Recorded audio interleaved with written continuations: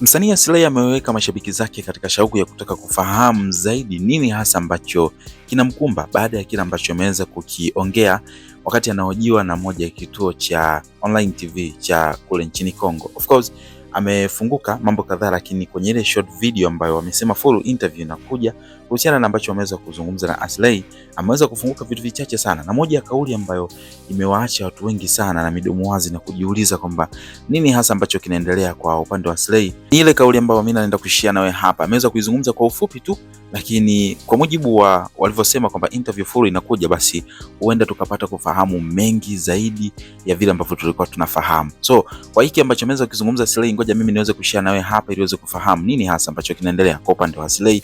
Lakini kubwa zaidi ni moja ya surprise ambayo of course ameweza kuisema, kitu ambacho wengi tulikuwa hatujui baada ya ile video yake kuweza kutrend akionekana akiwa mtaani nchini Kongo. Mimi naitwa Gabby Official. Naomba nikukumbushe tumia sekunde moja kubonyeza neno subscribe hapo chini ya hii video. Baada ya hapo like video, kisha kwenye sehemu ya comment utakuja kuniachia maoni yako kutokana na kile ambacho tukomeza ukitazama katika hii video. Hakikisha tumesubscribe hapa kwa sababu kuna mengi zaidi ambayo utapata kuyafahamu hapa hapa kwa wakati sahihi kabisa. Sasa moja ya kitu kwanza kabisa ambacho tulikuwa hatujui ni kwamba wakati Aslay anaonekana akiwa mtaani nchini Kongo, kumbe bwana kulikuwa kuna show ambayo alikuwa anaenda kuipiga.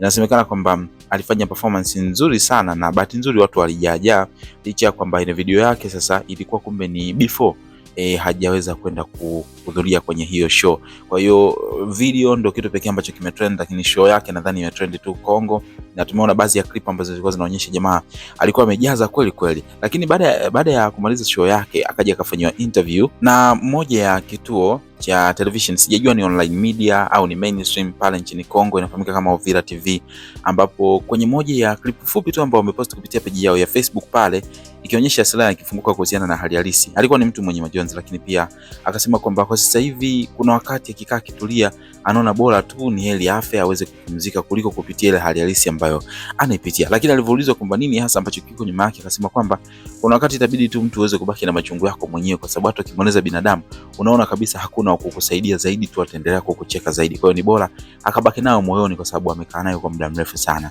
Lakini haikuishia hapo, wakasema kwamba full interview inakuja soon, ambayo ndio kitu ambacho tunasubiri kwa hamu zaidi kuja kuona nini hasa ambacho Aslay ataweza kufunguka. Lakini kwa upande wako, bila shaka inawezekana ukawa na maoni yako kwamba unadhani kuna mazito kweli ambao anayapitia Aslay, au pengine kuna wabaya ambao wameweza kumfanyia noma kiasi cha kupelekea yeye kupitia hali halisi ambayo anaipitia sasa hivi. Comment yako ni ipi? Tuambie kwenye sehemu ya comment hapa, lakini usisahau kusubscribe hapa, kwa sababu kama ikitokea update mpya basi nitakuletea hapa uweze kufahamu kile ambacho atakizungumza Aslay wakati sahihi kabisa. Mimi naitwa Gabby Official, hakikisha tumesubscribe hapo. Wakati mwingine, bye bye.